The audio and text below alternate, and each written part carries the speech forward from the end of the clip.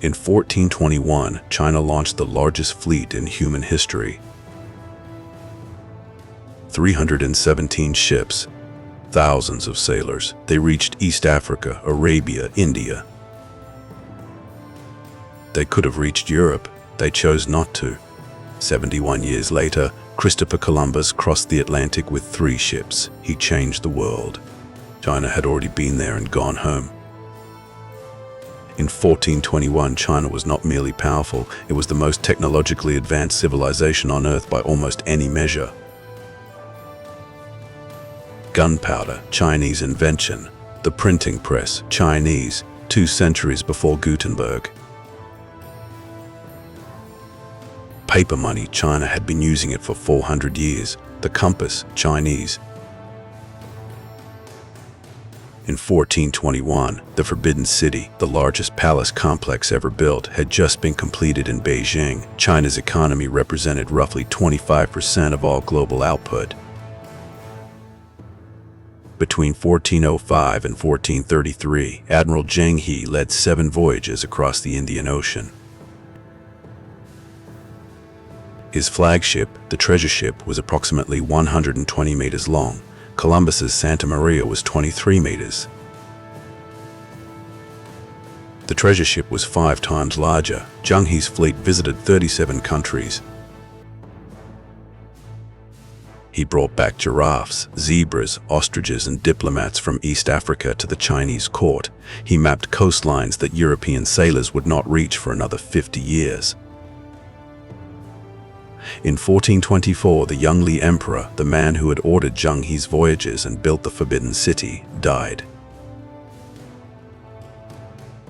His successors were less interested in exploration. The Confucian scholars who dominated the imperial bureaucracy had always opposed the voyages. They saw maritime trade as undignified, foreign contact as corrupting, and merchants as a lower class unworthy of imperial attention. With the emperor gone, their arguments prevailed. Zheng He died at sea on his 7th voyage in 1433. The voyages stopped. The treasure ships were left to rot in their harbors. Then, over the following decades, something more deliberate happened. The records of the voyages were destroyed. Maps were burned. Ships' logs were deleted from the imperial archives. Officials who had supported the voyages were discredited. China did not merely stop exploring, it tried to erase the fact that it ever had. What followed was the Haijin, the sea ban. The Ming government made it illegal to build a ship with more than 2 masts, illegal to sail beyond China's coastal waters. By the mid-1400s, the penalty for violating the sea ban was death. China had gone from the largest maritime power in human history to a civilization that made it a capital crime to go to sea. In one political generation. While China was making it illegal to sail, Portugal was building a school of navigation. In 1488, Bartholomew Dias rounded the Cape of Good Hope, the southern tip of Africa that Chinese sailors had sailed past 50 years earlier. In 1498, Vasco da Gama reached India by sea. In 1492, Columbus reached the Americas. In 1519, Magellan began the first circumnavigation of the globe. Europe was covering in 30 years the maritime territory that China had explored and then abandoned. In 1400, China's economy was roughly 25% of global output. Europe's combined share was slightly less. By 1800, just 4 centuries later, the picture had transformed entirely. Europe had industrialized, colonized, and compounded. China, which had not fundamentally changed its economic structure, had fallen from near parity to a fraction of global output. The gap had been created not by Chinese failure, but by European acceleration, an acceleration built on exactly the maritime trade routes China had pioneered and abandoned. In 1517, Portuguese ships arrived in Chinese waters. They carried cannons. The cannons were loaded with gunpowder.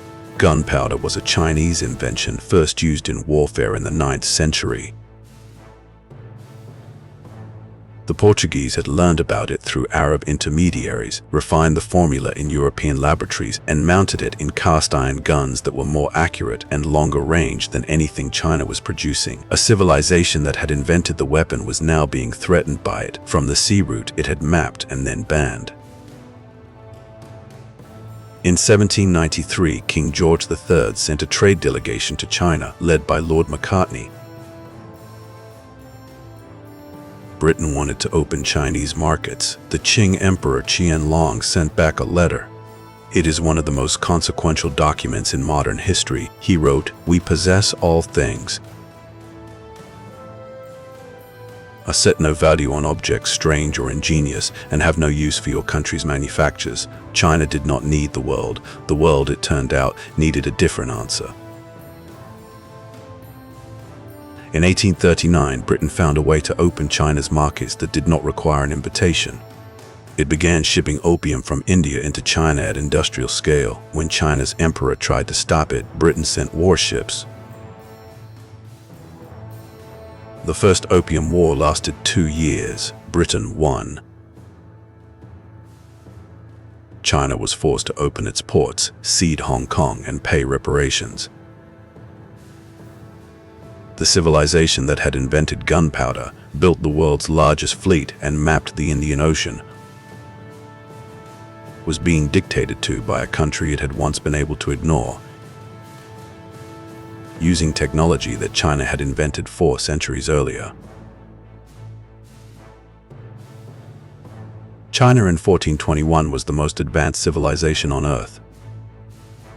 It had the ships, the technology, the navigational knowledge, and the economic capacity to shape the world that followed. It chose not to. Not because it was weak, but because the people who controlled its institutions decided that the world outside was not worth engaging with. By the time that decision was reversed, it was being reversed by someone else's warships. China did not fall behind because it ran out of talent, or resources, or ambition. It fell behind because the institutions that ran it decided that what was happening outside their borders was not relevant to them. The question is not whether that could happen to a powerful institution again. The question is how you would know from the inside that the decision had already been made.